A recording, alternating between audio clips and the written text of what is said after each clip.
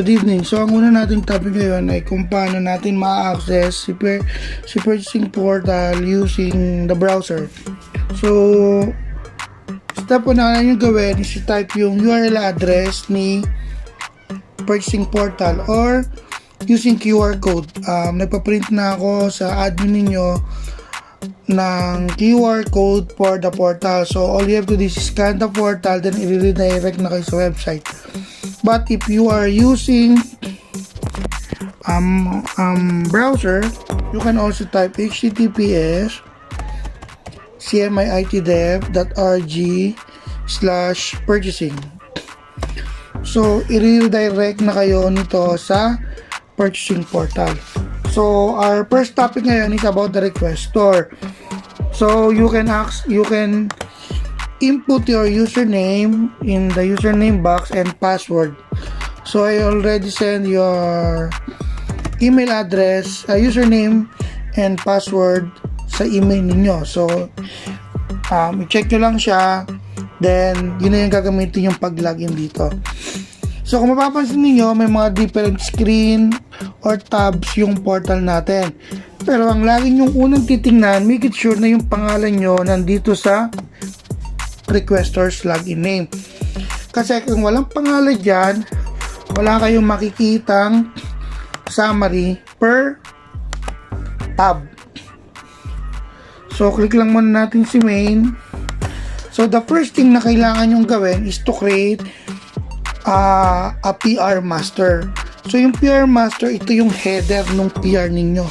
So, saan ba gagawa nun?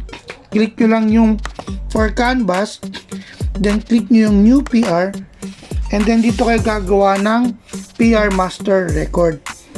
So, ang gagawin nyo lang po rito, click nyo lang po yung company, then yung BP code or segmentation code of the client if it's billable. Kung hindi siya billable, dash nyo lang siya, then ang client name, iwan nyo din lang na blanco.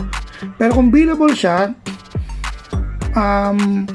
lagyan nyo yung client name, then dito sa baba is yung client branch. Yan. So, paghiwalayin natin siya. Then, dito yung specify if billable or not. Kung billable siya, edi yes nyo. Kung no, kung hindi, inanin nyo lang siya. Then, date needed. Then, yung particulars. Example is purchase of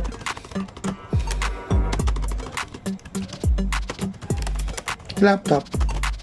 Then, update the master details.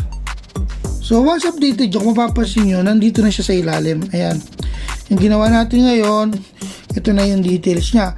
Now, if ever na mayroong mali dyan sa nagawa ninyo, pwede nyo i-click yung modify para mabago nyo yung dapat yung baguhin. For example, hindi naman pala siya mali pala, hindi pala siya sa e-mobile. So, dapat pala nasa EQSC siya.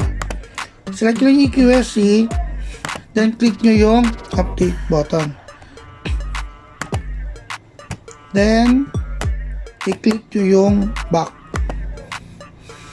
So, yan na siya. So, meron na kayong header. So, ito yung bubuntutan ninyo kung nandun na ba siya sa per canvas, checking, billing, and so on and so forth. Now, ang next natin is kung paano gumawa ng details of that header. Click lang natin yung details. Then, kung mapapansin ninyo, wala pa yung details sa baba. So, click natin yung add new PR details. So, dito kayo maglalagay ng pangalan ng items na ilalagay ninyo. So, una, pipili kayo ng kung saan category yon. For example, IT related. Na meron tayo itong Dropbox. Itong Dropbox na ito is yung mga default item na initially nakandyan na sa system.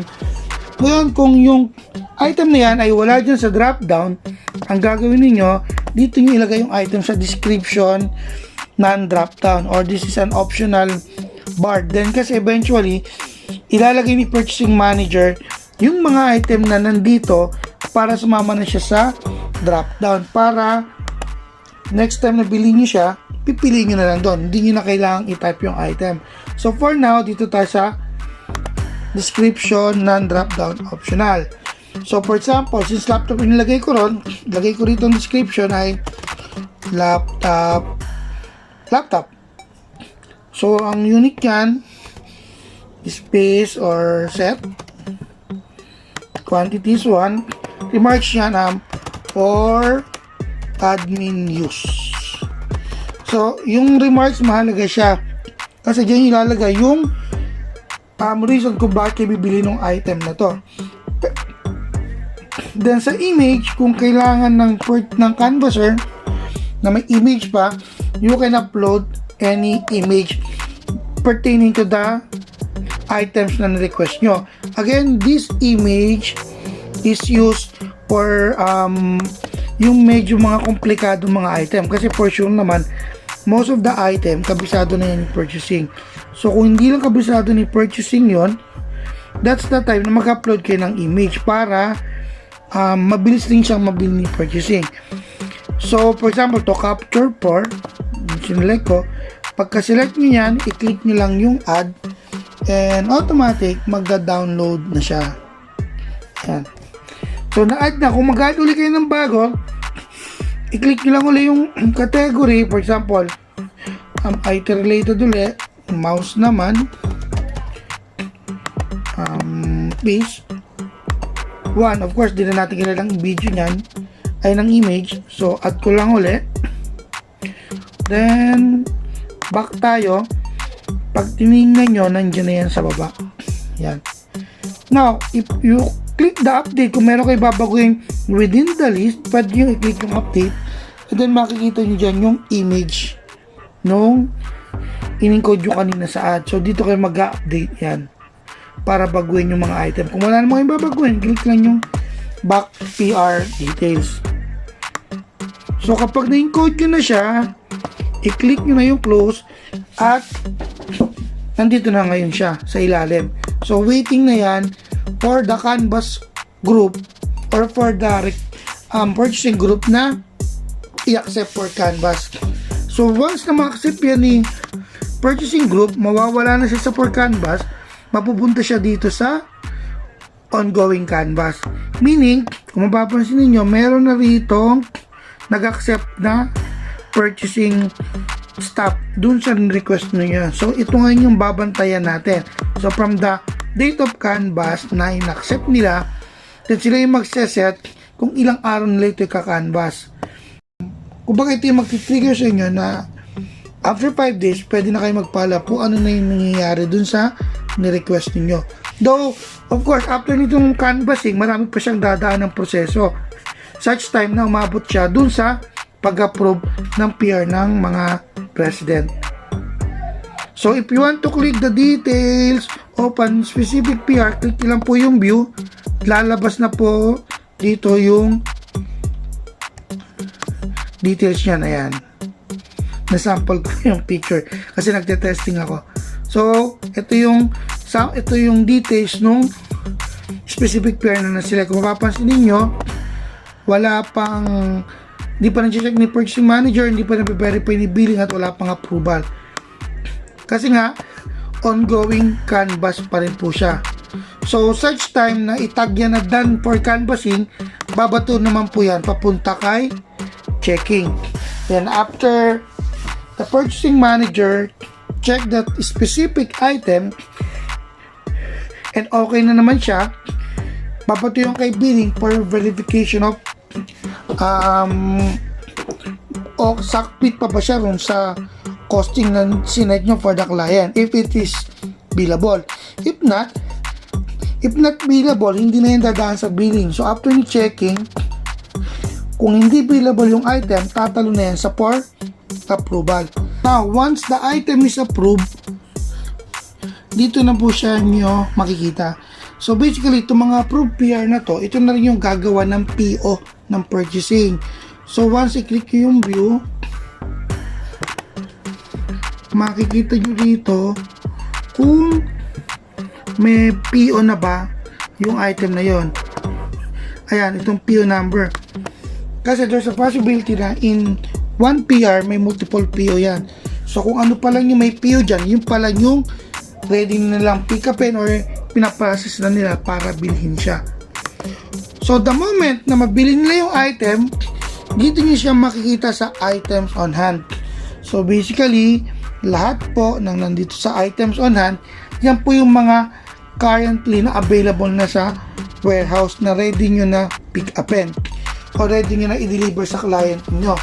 And ang gagawin nyo po, once na makuha nyo na po yung item, i-click nyo rin po yung modify. So, what's the purpose of modify?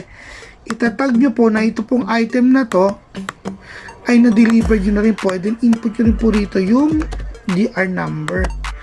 Ito naman yung magti-trigger kay purchasing na i-close na yung specific PR. So, kasi dito, dadami to. For example, to PR13 siya.